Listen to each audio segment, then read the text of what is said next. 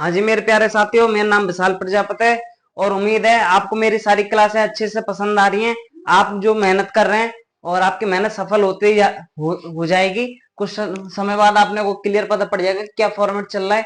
अपना केवल सीधा सा टॉपिक है कि आपने को ज्यादा से ज्यादा नंबर लाना है, रीट पात्रता परीक्षा को बिल्कुल क्लियर करना है। ठीक है, जिसके कारण हमने क्या कुछ समय पहले पॉलिटिकल की क्लास चलाई थी। उम्मीद है वहां तक आपका बिल्कुल काम हो जाएगा। ठीक है, इसके बाद अपन ने जो नई नई पद्धति चालू करी है, मतलब अपनी नई क्लास चली है जिसका नाम है व्याकरण। मतलब क्या व्याकरण के अंदर कौन सी अपनी वो शिक्षाएं पद्धति हो चुकी है, कौन सी वाली, जिसका नाम है शिक्षण विधियां। ठीक है, शिक्षण विधियां अपनी कंप्लीट हो चुकी हैं। इसके बाद जानेंगे कुछ एक्स्ट्रा विधि, जिसको अन्य विधि के नाम से जानेंगे, या अन्य शिक्षण विधियां। लगभग ये 5 है। वो छोटा सा टॉपिक है, ज्यादा नहीं है, पर ये इसके अंदर ही आता है। ठीक है, इसके बाद माइक्रो टीचिंग के बारे में जानेंगे। माइक्रो टीचिंग वो अलग होती है जो स्कूल में अपन प्रशिक्षण दिया जाता है बच्चों को, मतलब छात्र अध्यापक होते हैं और उनको क्या शिक्षा दी जाती है कि बच्चों को कैसे पढ़ाएंगे, वो अलग है। पर शिक्षण विधि के अंदर भी माइक्रो टीचिंग है। ठीक है, उसका क्या ये रूपांतरण है, वो क्या है, पूरा फॉर्मेट उसको बाद में जानेंगे। पहले अन्य शिक्षण विधियां, फिर अगली क्लास में उसको जानेंगे। ठीक है भाई, कोशिश करेंगे कि ज्यादा से ज्यादा कंप्लीट हो सके। उम्मीद है आज की क्लास आपको बिल्कुल पसंद आएगी और मेरी आवाज बिल्कुल अच्छे से समझ आ रही होगी आज, है ना। जो कल गड़बड़ हुई थी आवाज में, उसके लिए हमने क्या माइक की व्यवस्था कर ली है, जिससे क्या आपको आवाज और अच्छे से आवे भाई। ठीक है, तो आज हम जानेंगे अन्य शिक्षण विधियां। अन्य शिक्षण विधियां, ठीक है। तो अन्य शिक्षण विधियां में 5 विधियां हैं केवल जो आपके काम की है और ये इसमें से आ सकती है। आप सोचोगे माइक कहाँ है, माइक ये लग रहा है। ठीक है भाई, ये दिख रहा है, ऐसा नहीं है, सबके लिए कोशिश की गई है। तो देखो इसके अंदर 5 हैं। ठीक है, पहली विधि को भंडार कर, इस विधि देखो 5 विधियां हैं, पांचों विधि को बारे में जान लेंगे। पहले भंडार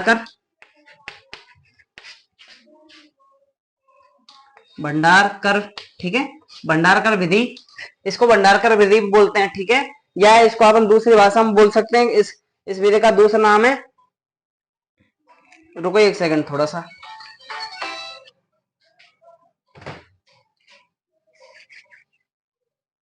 हाँ, इसको भंडार कर विधि और इसका दूसरा नाम है व्याकरण अनुकरण विधि भाई। ठीक है, नंबर 2 ये फर्स्ट हो जाएगी। फिर प्रत्यक्ष विधि,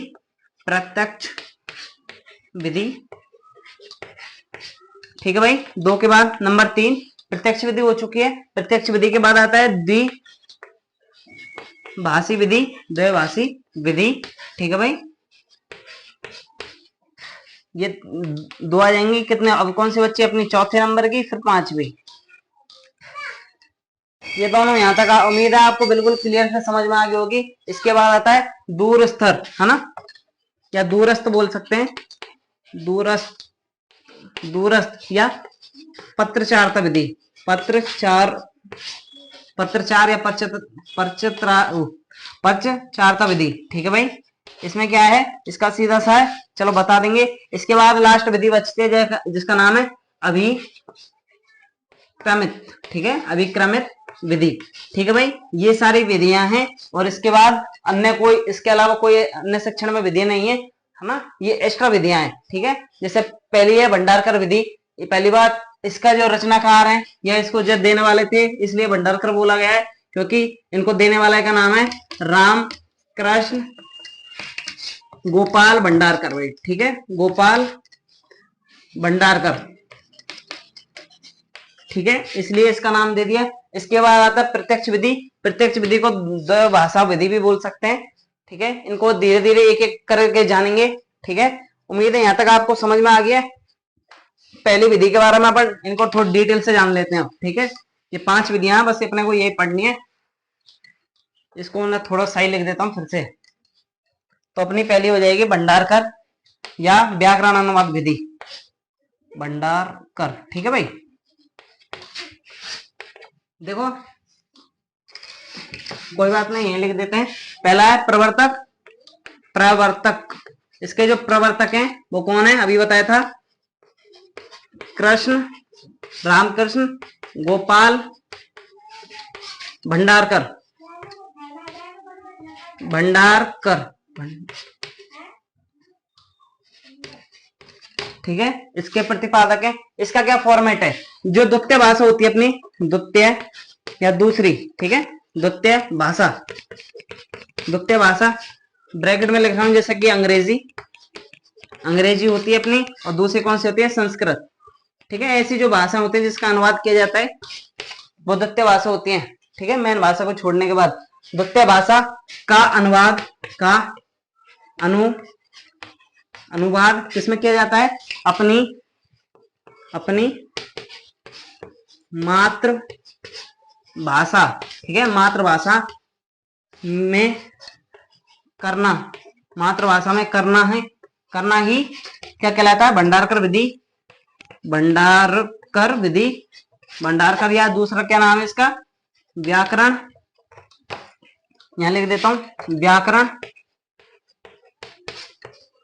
अनुवाद विधि, ठीक है भाई। उम्मीद है समझ में आ गई होगी। देखो जैसे अंग्रेजी है, अंग्रेजी को अपन इंग्लिश भाषा में पढ़ते हैं, ठीक है, कोई भी पार्ट है, लेसन है, उसका जो भी चीजें है, स्टोरी वगैरह, ठीक है, पूरी इंग्लिश भाषा में पढ़ी जाती है, पर जो उसका रूपांतरण होता है, उसका जो ट्रांसलेट किया जाता है, वो हिंदी भाषा में बच्चों को समझाया जाता है। जैसे कि भैया एक बार शेर था, एक बार कुआं था, उसने कंकड़ डाला, तो बच्चे क्या है, मातृभाषा में सीखते हैं, ठीक है। तो ये कहना है इसका कि जो अनुवाद किया जाएगा वो इसके अंदर आ जाएगा भाई, ठीक है। प्रवर्तक याद रखना, प्रवर्तक काम का है इसका, ठीक है। इसके गुण देखो, गुण इसका जो सीधा सा गुण है ये बच्चे में क्या है, धारा प्रवाहित गुण है इसमें। कैसा है, धारा प्रवाहित, धारा प्रवाहित, धारा प्रवाहित गुण उत्पन्न होता है, गुण उत्पन्न होता है। धारा प्रवाहित का मतलब क्या होता है, देखो सुनो, कि बच्चा जल्दी से अपनी मतलब उसकी कैच कर लेता है, उसकी धारा को पकड़ लेता है, उसके बारे में बिल्कुल कनेक्ट हो जाता है, सीधी भाषा, सीधी भाषा से। ये अगर मैं हिंदी में आपको ट्रांसलेट कर करके बता रहा हूँ, संस्कृत को अगर मैं कहानी को ट्रांसलेट करके बता रहा हूँ, तो बच्चे उस चीज को क्या आसानी से पकड़ेंगे। ये इसका फॉर्मेट है, ठीक है भाई। तो अपनी फर्स्ट विधि ये कंप्लीट होती है, ठीक है भाई। उम्मीद है ना समझ आ रहा है, अच्छे से समझ आ रहा होगा इसको, ठीक है। बस कुछ देर में अभी खत्म करते हैं बस इसको। अपनी फर्स्ट विधि बिल्कुल क्लियर है, ठीक है। इसके बारे में आप मतलब सीधी सीधी से ऊपर ट्रिक जान लेते हैं। सीधा सा फॉर्मेट तो ये है इसका, जैसे कि ठीक है, भंडारकर के लिए, फिर इसको मिटा दूंगा भाई, ठीक है ना। जैसे कि मातृभाषा, सॉरी कौन सी, द्वितीय भाषा, द्वितीय भाषा का जो अनुवाद किया जाएगा वो किसमें, मातृभाषा में, मातृभाषा में, ये इसके अंदर आएगा, ठीक है। और पर ऐसा भी हो सकता है मातृभाषा का अनुवाद, मातृभाषा का जो अनुवाद किया जाएगा वो किसमें हो सकता है, द्वितीय भाषा में कर दें, द्वितीय भाषा में, समझ गए भाई। ये इसके अंदर आएगा।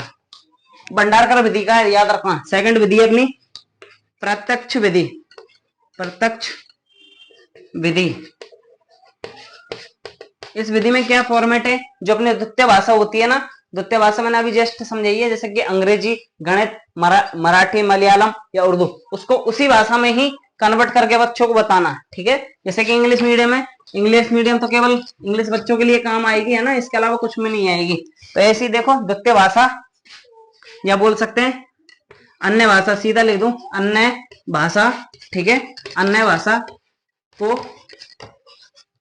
उसी भाषा में, उसी भाषा में क्या करना है, उसी भाषा में पढ़ाना, या क्या बोल सकते हैं उसका अनुवाद करना, अनुवाद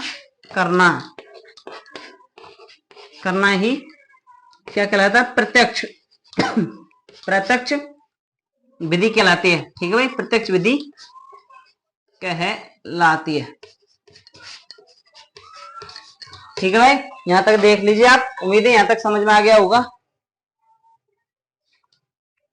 इसके बाद देखिए अपना अगला फॉर्मेट, अगला क्या है, ये दो अपने कंप्लीट हो चुके हैं, ठीक है, दोनों अपना कंप्लीट हो चुका है। प्रत्यक्ष विधि, प्रत्यक्ष विधि ये क्या, धारा प्रवाहित होगी, धारा प्रवाहित, इसका जो अवगुण बोल सकते हैं, ठीक है।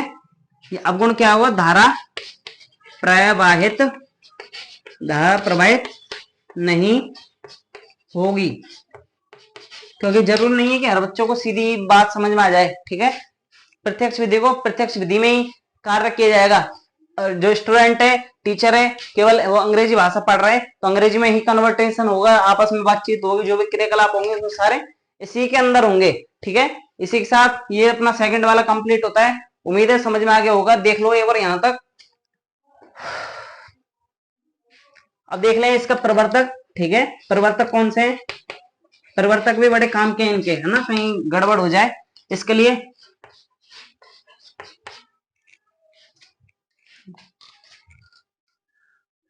ठीक है, इसका प्रवर्तक का नाम है गुनाई। ठीक है, ठीक है, पर इसको जो बढ़ावा दिया है, बढ़ावा देने वाले का नाम है बढ़ावा, जिसने इसको बढ़ावा दिया था उसका नाम है गौलिक। ठीक है, यहां तक भाई देख लीजिए एक बार, ढंग से देख लो, फिर बढ़ेंगे आगे की ओर, अगली विधि की ओर। ठीक है भाई, यहां तक उम्मीद है सारी चीज समझ में आ गई है। ये प्रत्यक्ष विधि को थोड़ा ढंग से समझ लीजिए। ठीक है,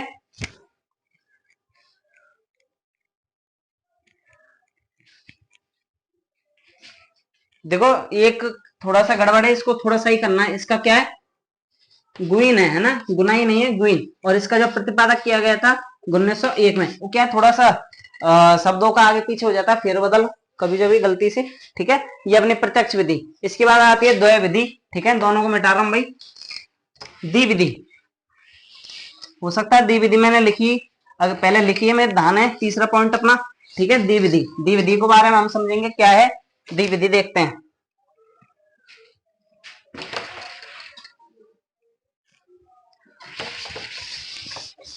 देखो द्विविधि का मतलब होता है कि जो मतलब दोनों, जो आपने फर्स्ट और सेकंड विधि दोनों पढ़ी ना, व्याकरण या भंडारकर विधि रूपांतरण वाली और प्रत्यक्ष वाली, ये दोनों इसमें शामिल हो जाएंगी।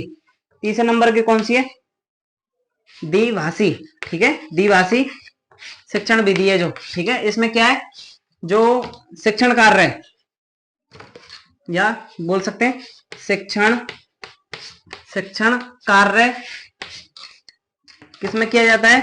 मातृभाषा में, मातृभाषा में, तथा जो गृह कार्य है, गृह कार्य, जो गृह कार्य बच्चों को दिया जाता है, गृह कार्य प्रत्यक्ष विधि, प्रत्यक्ष विधि, प्रत्यक्ष विधि में गृह कार्य प्रत्यक्ष विधि में दिया जाता है। समझ गए भाई, कि जो वही बच्चों को पढ़ाएगा। ठीक है, दो भाषा में अपनी भाषा कन्वर्ट करके बता सकता है टीचर, है ना। तो ये तो सीधी सी बात है, ये वाला फॉर्मेट है।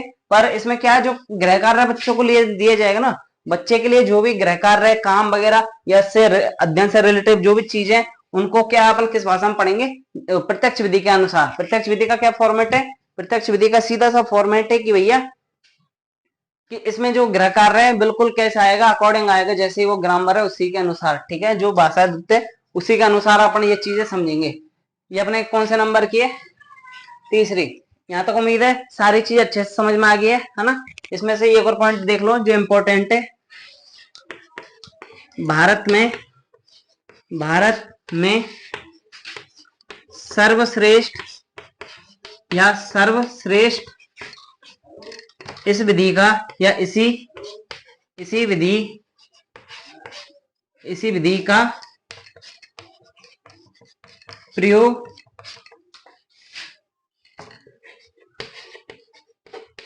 किया जाता है।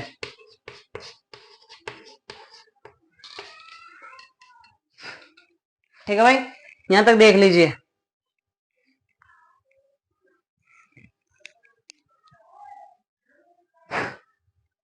ठीक है भाई, इसके बाद अपन आगे बढ़ेंगे। ये उम्मीद है यहां तक आपको अच्छे से समझ में आ गई है। ठीक है, अगली देख लेते हैं दूरस्थ विधि।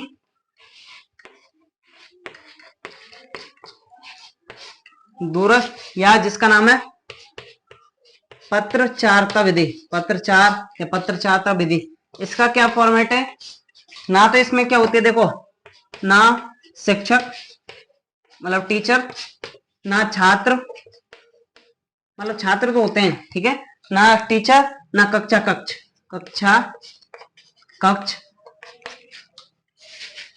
और ना ही कक्षाएं, और ना ही कक्षाएं, ठीक है।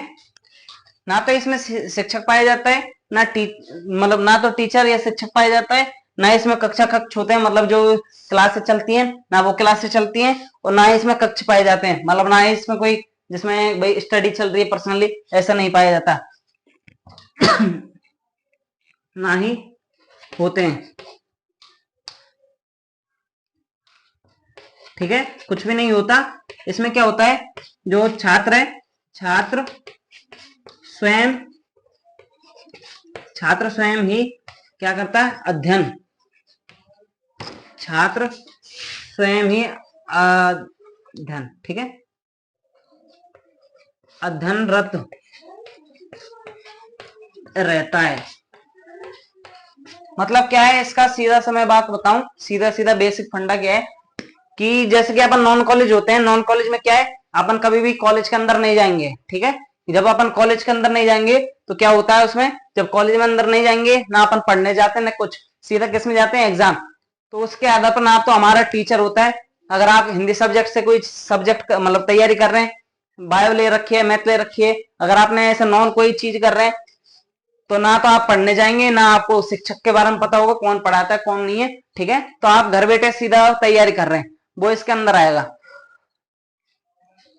ठीक है भाई। बढ़ते हैं अपने लास्ट की ओर, उम्मीद है यहां तक चीज सारी समझ में आ गई है, ठीक है।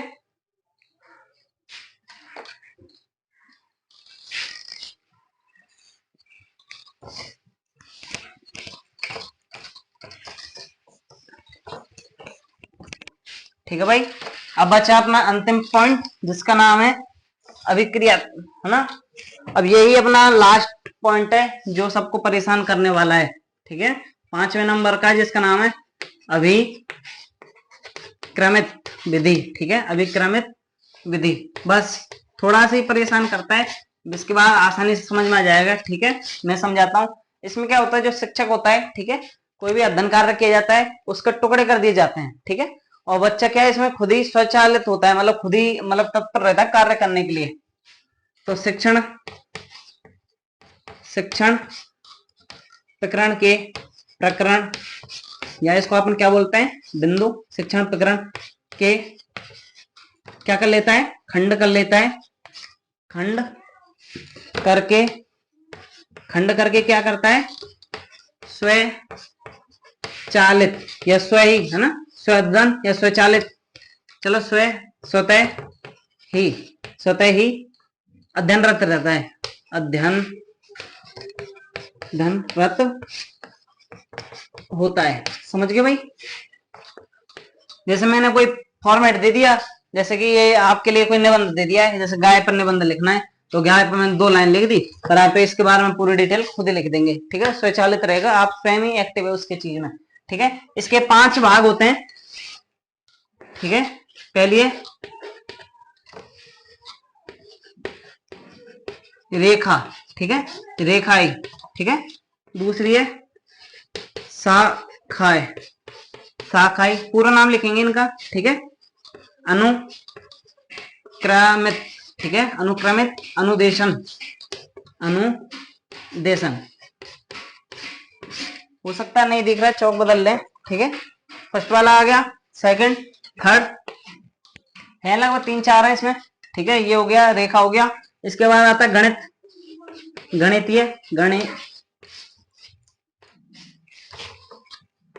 गणितीय या अंग्रेज इसको गणित क्या बोलते हैं, मैथमेटिक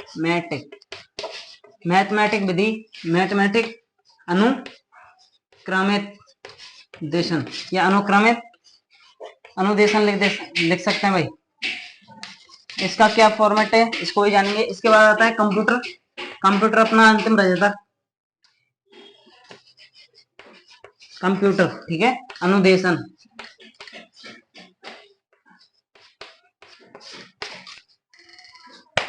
हाँ भाई, ये लास्ट है अपना, ठीक है। लास्ट और अंतिम विधि है, 4 है, ठीक है। इसके बाद ये समाप्त हो जाएगी। तो देखो इसमें क्या क्या फॉर्मेट है, वैसे नॉर्मल समझाता हूँ, ठीक है। फिर इसके बाद देखेंगे कितना टाइम है कितना नहीं है, ठीक है। तो यहां तक देखिए। तो देखो फर्स्ट वाला आप गौर करो ढंग से, ये रेखाई अनुक्रमित है ना। रेखाई अनुक्रमित में क्या होता है कि बच्चे के लिए क्या टॉपिक दे दिया जाता है, ठीक है। जैसे मैं आपको पढ़ा रहा हूँ, आपको आपको मेरे बारे में मतलब इस टॉपिक के बारे में जानकारी है, तो आप क्या स्वतः ही संचालित होंगे इसके बारे में। मैंने बस अगर आप मान ले आपके सामने केवल 2 लाइन लिखी है, ठीक है, तो आप बाकी के एक्स्ट्रा आगे से आगे खुद ही एक्टिव रह सकते हैं, ठीक है। तो इसका अन्य नाम अपन बोल सकते हैं, इसका नाम आता है स्वचालित विधि, स्वचालित अनुदेशन बोल सकते हैं इसका, ठीक है। ये इसको एक नाम आता है व्यक्तिगत, व्यक्तिगत, ठीक है। इसमें क्या होता है कि बच्चा स्वयं ही अपनी गलती को पहचान के, क्योंकि जब एक्टिव होगा, यदि मैंने कोई गलती कर दी है, हो सकता है मैं, यदि आपने कोई गलती कर दी है, जो पढ़ने वाला बच्चा है वो गलती कर देगा, तो वो क्या है स्वतः ही एक्टिव रहेगा कि मुझ पे ये गलती हो गई, नहीं ये चेंज करना है। तो इसमें क्या है स्वतः संचालित होता है, एक्टिव होता है, और गलती होने पर क्या है वो स्वयं की गलती को क्या कर लेता है, सही कर लेता है टाइम रहते रहते। तो इसलिए क्या व्यक्तिगत, व्यक्तिगत में क्यों होगा, क्योंकि वो खुद के बारे में ही जानता है, दूसरे बारे को नहीं जान रहा, उसको आता है या नहीं आता है, हो सकता है उसने क्या लिखा है पता नहीं, ठीक है। शाखाएं, शाखाएं अनुदेशन के अंदर आएगा। अनुदेशन इसमें क्या है, इसमें बस सीधा फॉर्मेट है। जैसे पेड़ की शाखाएं होती है, एक टहनी है, सॉरी एक डाल, ठीक है। डाल के बाद टहनियां अलग अलग बढ़ जाती हैं, अलग अलग शाखा में चली जाती है 5-6, ठीक है। ऐसे ही है, जैसे कि मैंने किसी का बच्चों को, सुनो, मैंने ये बच्चों को कोई कार्य दिया, या आप कक्ष में पढ़ा रहे हैं, ठीक है, क्लास के अंदर पढ़ा रहे हैं, और पढ़ाते वक्त क्या हुआ है कि बच्चे आए, ठीक है, और आपने कोई काम दे दिया कि भैया ये पाठ करो आप, ठीक है। तो ऐसा होगा, कुछ बच्चे को याद करने के लिए अब आप बोलेंगे, हो सकता है 20 में से ज्यादा नहीं तो 8 बच्चे, ठीक है, 8 बच्चे पहले काम कर लेंगे, ठीक है। उसके बाद कुछ बच्चे मान लो 10-12 बच्चे, ठीक है, या 4-5 बच्चे, उसके बाद थोड़ा आप उनके बाद काम करेंगे, और लास्ट में कुछ बच्चे रह जाएंगे। जो लास्ट में कुछ बच्चे रह जाते हैं, जो बता नहीं पाते, पाठ को याद नहीं कर पाते, तो उसका क्या क्लास क्या वर्गीकरण करते हैं ना, कि फर्स्ट वाली एक ए सेक्शन वो होशियार बच्चे का है, मीडियम का है, बी वाला सी मतलब थोड़ा बिल्कुल लूज है, हालांकि जल्दी से समझ नहीं आती। तो ये वाला फॉर्मेट है। तो एक तरह से यही शाखा है, जो सबसे पहले काम कर लेगा, ठीक है, जो सबसे काम कर लेगा उसकी शाखाएं अलग बना दी जाएंगी, अलग कक्षाएं रख दी जाएंगी, और इसको क्या बोल देंगे अपन, एक तरह से क्या है होशियार, ठीक है। और इसके लिए जब आपने जब काम ये पूरा कर लिया, तो इसके लिए क्या दे देंगे, एक नया कार्य है, नया क्या देंगे अपन काम, कि भाई अब इस वाले काम को करो। सेकंड वाला थोड़ा लेट करेगा, उसके बाद फिर वो कर देगा। ये इसका फॉर्मेट है।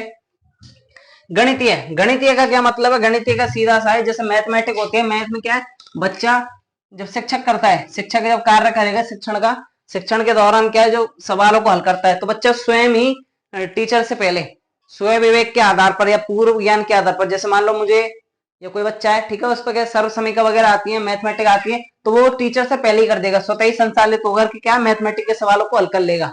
ये इसका विधि है, मतलब पूर्व ज्ञान पे आधारित अपन कोई सवाल को हल करेंगे तो इसके अंदर आएगा। इसके बाद लास्ट एंड फाइनल अवस्था है कंप्यूटर, ठीक है, कंप्यूटर अनुदेशन। यहीं से बता दूं, ठीक है, इनको ज्यादा लिखने की जरूरत नहीं है, बस समझना ही बेस्ट है, क्योंकि इस टाइम तो क्या है अपनों को बस समझना और ज्यादा दिमाग में बैठाना ही काम के लिए, और तो सब वेस्ट है, कुछ काम के नहीं है। जैसे कि देखो कंप्यूटर अनुदेशन में क्या होता है कि एक शिक्षक के द्वारा, ठीक है, एक शिक्षक के द्वारा पूरी क्लास को क्या कर लिया जाता है, जो पूरी क्लास होती है उसको क्या है रिकॉर्ड कर लिया जाएगा, पूरा पाठ है जो पढ़ाना है उसको रिकॉर्ड कर लेंगे, और अंत में जाकर के वो क्या करेगा, उसको जैसे अपलोड कर दिया है ना, तो पहले क्या फीड मतलब इस पार्ट को क्या फीड कर लेगा, रिकॉर्ड कर लेगा, उसके बाद उसको क्या क्लास के अंदर संचालित कर देता है। ये इसका फॉर्मेट है, और ये 5 विधियां अपनी कंप्लीट हो चुकी हैं। ये एक्स्ट्रा विधि है, यहां तक देख लीजिए।